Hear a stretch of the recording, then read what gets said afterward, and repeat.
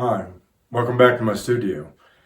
Today we're going to talk about still lifes and setting up still lifes for the purpose of perfecting our drawing skills and getting better at drawing. When I talk about drawing, I'm not just specifically talking about drawing with a pencil on paper. There's also drawing involved on painting. Drawing, when we talk about drawing and painting, we're talking basically about the ability to see and to draw correctly, to get things placed right and the relationships correct. Basically, that's what we're talking about when we're talking about drawing. The ability to see positive and negative shapes. Drawing from life is really the best way to learn. And what I mean drawing from life is actually setting up a still life and drawing that. When you're doing a landscape, actually looking at a landscape. If you're drawing a portrait, looking at an actual person, not drawing from a photograph. Okay, the problem with the photograph is anytime you work from something flat, two-dimensional, it's already been translated from the third dimension. And so you lose a whole lot of information, visual information, that the artist needs to actually see objects in space. And so you can use this as a reference, but you got to keep in the back of your mind that this thing is already flattened. It's already two-dimensional. So if you want to be a better artist, if you want to create stronger works, you need to learn to see and to draw. And so today we're going to talk about still lifes. This still life was something I did about 45 years ago. I did it in 1975 when I was a junior at the Kansas City Art Institute. My professor, Wilbur Newald, set this up for me, and I think I painted on it 2 or 3 weeks. His average was around 2 to 3 weeks we would work on a still life. And so he set this up with the intention of giving me contour edges and relationships and things like that made me deal with seeing space. So in other words, I have a bowl placed on a table in a room with a drape and a panel on the wall, and all of these things have relationships to each other in space. And this was three-dimensional. And he actually took the drawer out of this table, so I would have to translate the space in the table. He said, well, I want to make you deal with this space within this same. And so dealing from life gives you the challenge of translating three-dimension to two-dimension. And so contour edges, like the relationship of the edge of this bowl to the edge of the flower to the edge of the onion, this creates a negative shape.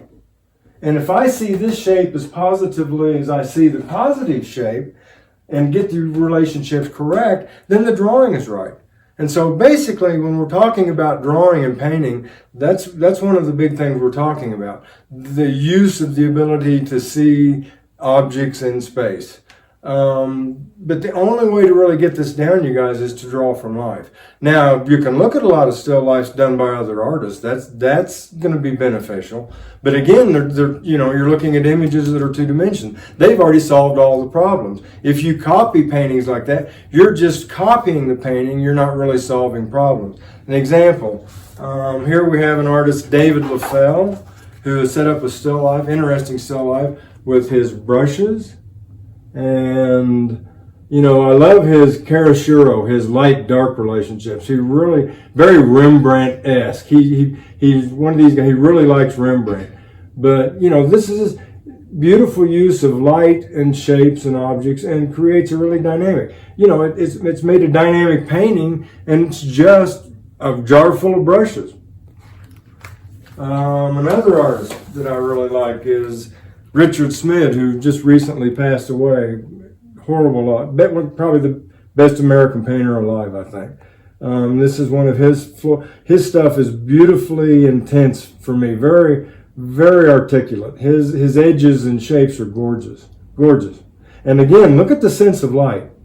These guys are giving you a real sense of light. You need that if you're going to render objects in the third dimension. It really helps to have a strong source of light. And finally, one of the kings of still life setup, Paul Cézanne. And this is one of many still lifes that he did. And if you'll notice, My still life on the easel is similar in attitude to this. That's because my professor worshiped Paul Cézanne. Cézanne was one of his favorite painters, and he really emulated his style and technique. So this is why still lifes are really important. Working from life, it's something that you can set up and actually work dimensionally.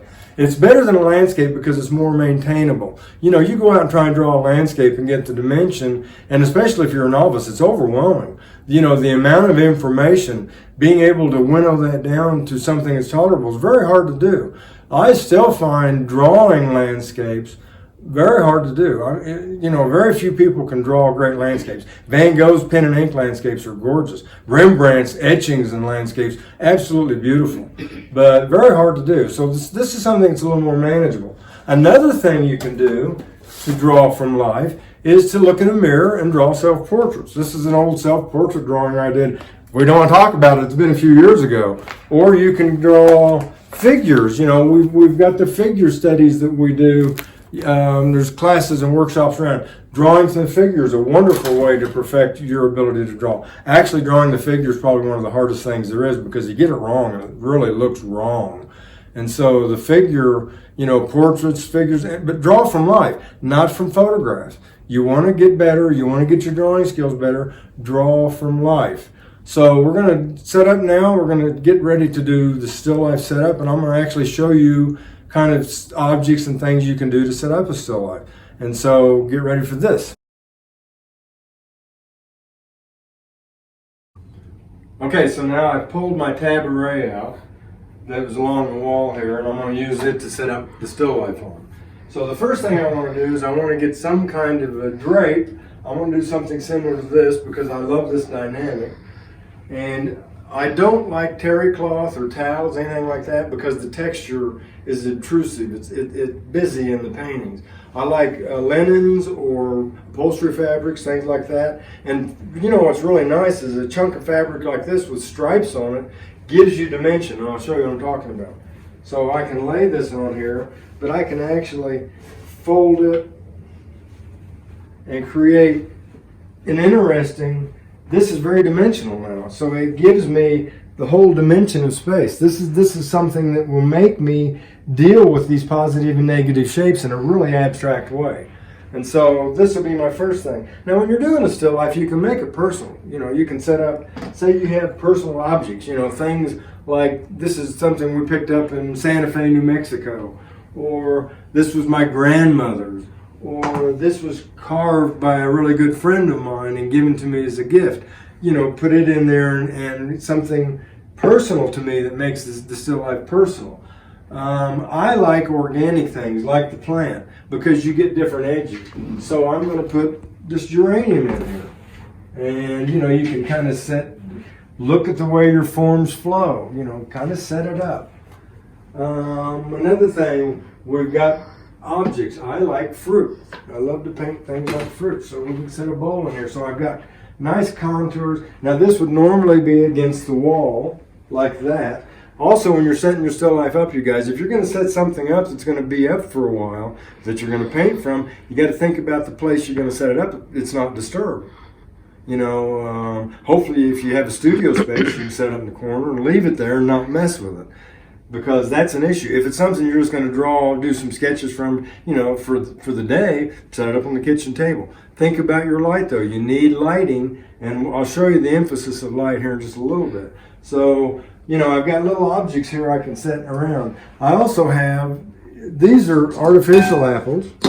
These are real apples. The problem is if you're doing a long still life, you can have fruit that rots. So I kind of like to use the artificial. Sometimes I get a little too artificial looking, but you can get very realistic looking ones. And numbers. This is really important in art, you guys. This is a secret. Numbers of objects in paintings are very dynamic. Pairs, even numbers, create symmetry and balance. Odd numbers create interest and tension. You want to play both. So I've got 4 apples here. How can I play both? Great. I can put 3 apples in the bowl, so I have an odd number. And put the fourth apple here that creates a balance and an asymmetrical, and at the same time there's 4 apples, so we have symmetry. These are psychological things that actually happen, and when people view artwork, these little plays that artists do, 3 trees in a row or 2 trees and 1 tree to the left, these things create tension and balance. You want to watch symmetry, paintings can get too symmetrical and become boring. Asymmetry really works better in artwork because it creates a dynamic. You know, in this case, in this still life, the weight really is in the plant. So we have an asymmetrical balance. Now, to look at this thing, when I want to look at this to set it up, this is very easy to do. This is framing. When you're looking at something 3-dimensionally and you want to see how you want to place it on your canvas that's 2-dimensional, you do this. It's frame. And so I look at my still life and hold it between my hands and see where I want to frame it and how I want to place it. Okay, about like that. That's very important, very simple. These are just techniques that allow us to make better paintings and become better artists. So what I've got here is I have a dynamic of edges and objects. You know, we have hard, smooth, soft, twisting, turning, organic.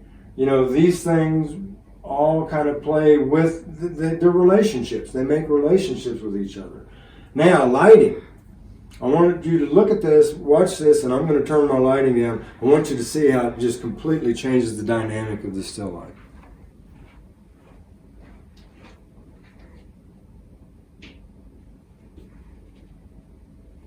Now I'm going to turn it back up and emphasize.